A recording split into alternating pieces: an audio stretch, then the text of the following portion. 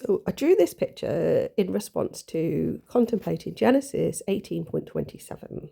Really thinking about this idea of dust and what that means. There's also like ashes to ashes, dust to dust, something that's referenced quite a lot, often referenced obviously at funerals. It's referenced as an offering fairly often as well.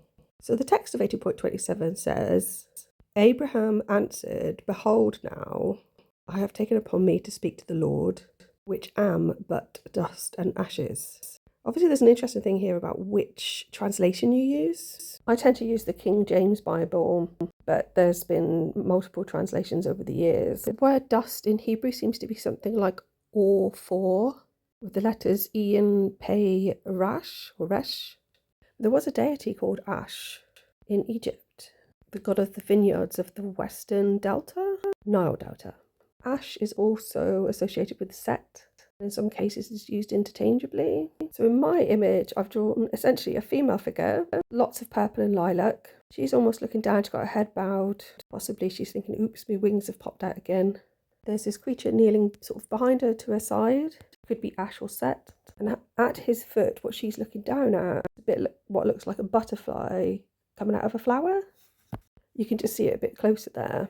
It is a bit like the head of a hare in the centre of that, the root of the flower by his foot. Either side what looked like two golden birds. So there's just a close-up on him. There's actually another figure below him as well. He's looking down at.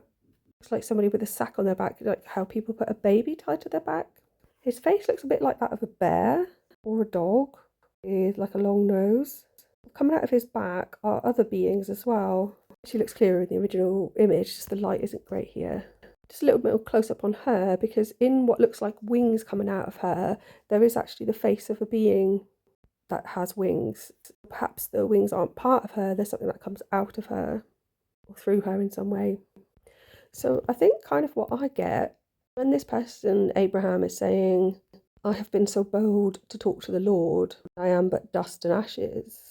He's telling her who he is, or perhaps where he came from, in the desert, possibly. As I always say, regardless of what it means, it is a beautiful image. Thanks for listening, and please like and subscribe.